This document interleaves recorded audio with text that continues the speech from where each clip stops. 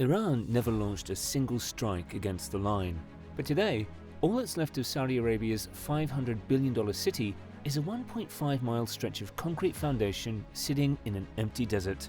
$50 billion spent and nothing to show for it. A war 1,000 miles away finished what physics and finance had already started. This is how it happened. In October 2017, Crown Prince Mohammed bin Salman stood before a global audience in Riyadh and announced NEOM, a new economic zone the size of Belgium carved out of the northwestern corner of Saudi Arabia, built on an empty desert and pledged to replace oil as the foundation of the kingdom's future. Saudi Arabia needed to prove it could generate wealth from tourism, technology and innovation before the revenues dried up. NEOM was going to be the proof. 3 years of planning later, NEOM got its centerpiece. On January 10, 2021, MBS unveiled The Line, a city 105 miles long, 1,640 feet tall and just 660 feet wide, with no roads, no cars and no carbon emissions. Every resident would live within a 5-minute walk of schools, medical care and green spaces, with everything running on 100% renewable energy and managed entirely by artificial intelligence. 2 parallel mirrored skyscrapers stretching from the interior desert all the way to the Red Sea. The renders went viral within hours.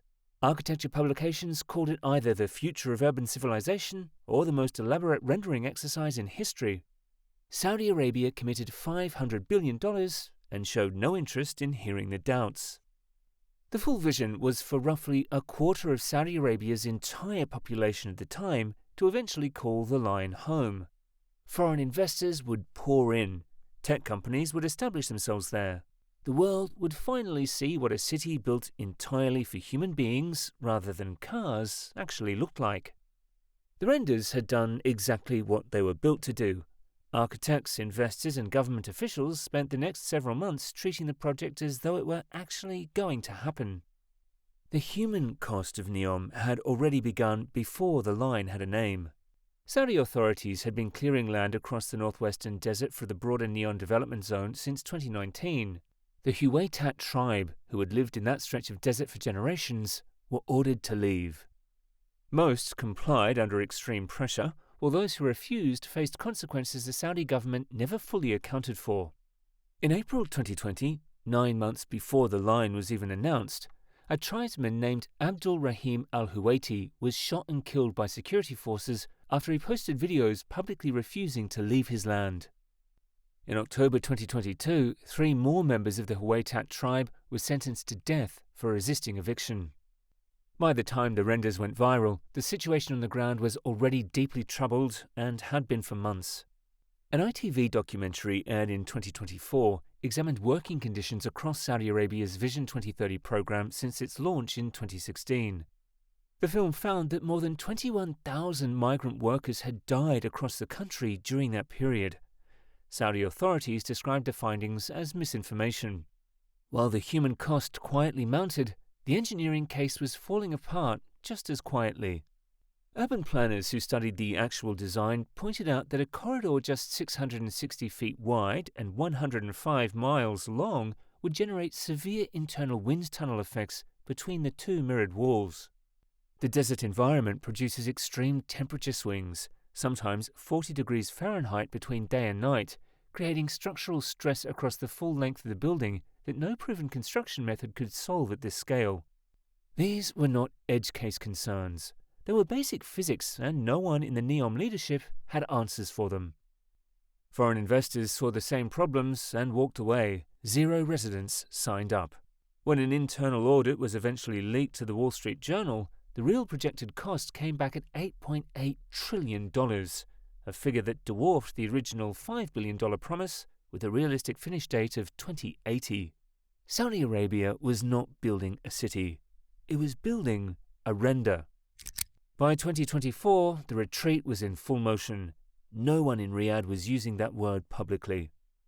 Bloomberg obtained internal NEOM documents in April 2024, showing the plan had been cut from 105 miles down to just 1.5 miles by 2030.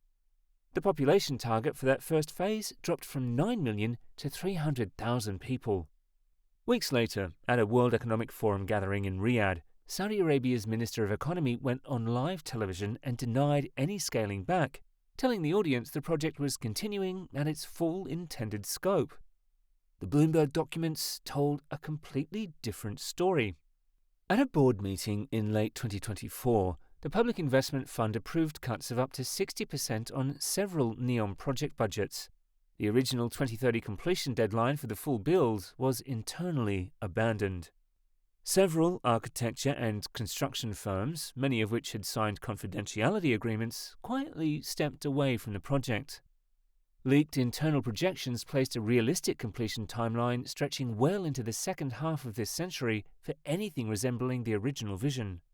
The signals of where this was all heading came early. In February 2025, NEOM signed a $5 billion partnership with DataVault, a data center developer, to build an AI campus at its Oxagon Industrial District on the Red Sea coast.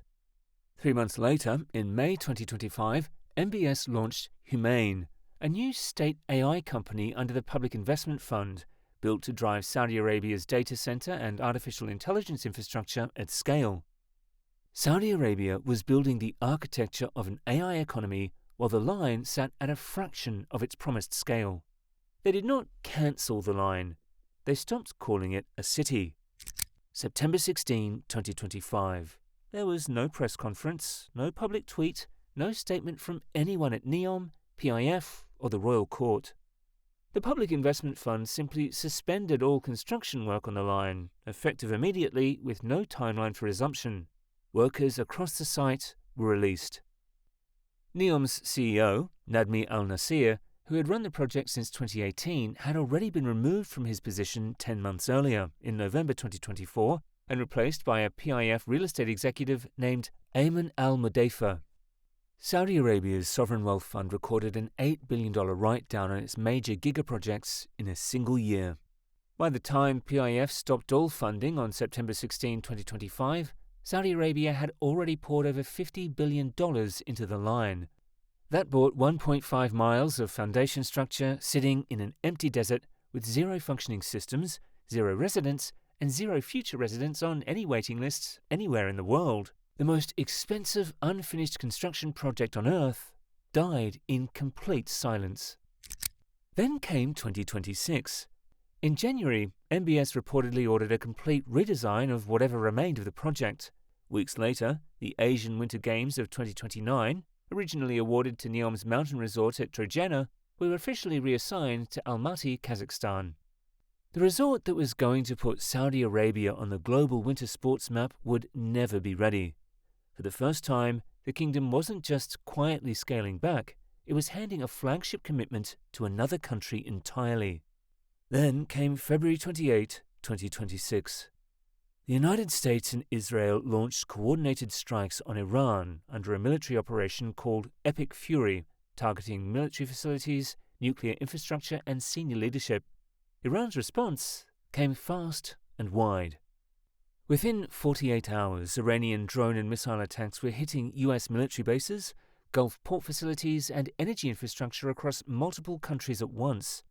Energy markets on every continent were moving before the smoke had cleared. On March 2, 2026, Iranian drones targeted Saudi Arabia's Ras Tanura refinery, the kingdom's largest crude processing plant, capable of handling over 550,000 barrels per day.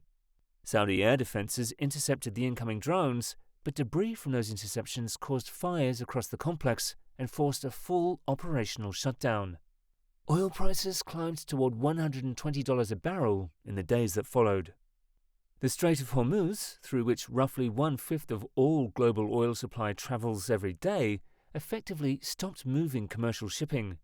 By mid-March, non-Iranian traffic through the strait had fallen close to a standstill.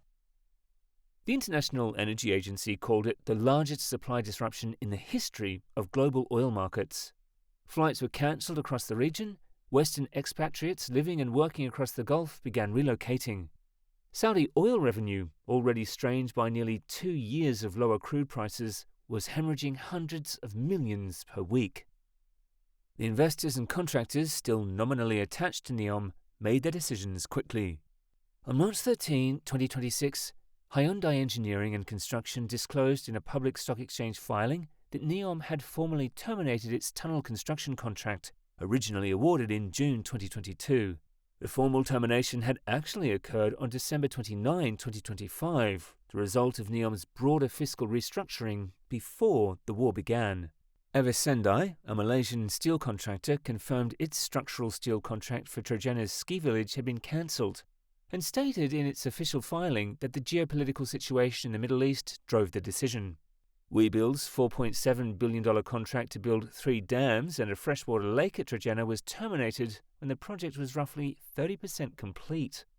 Over $6 billion in contracts were cancelled across a matter of weeks. The same Western construction firms that NEOM needed to complete the line were packing up and leaving the region entirely. The war froze the capital, drove away every contractor still attached to the project, and removed any realistic path back to construction. That is how you kill a $500 billion city, through markets collapsing, contractors fleeing, and a war that never had to aim directly at any of it.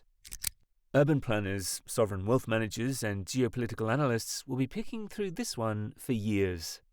A political vision backed by one of the largest sovereign wealth funds on Earth collided simultaneously with physics, financial reality, and geopolitical disruption, and reality won every round.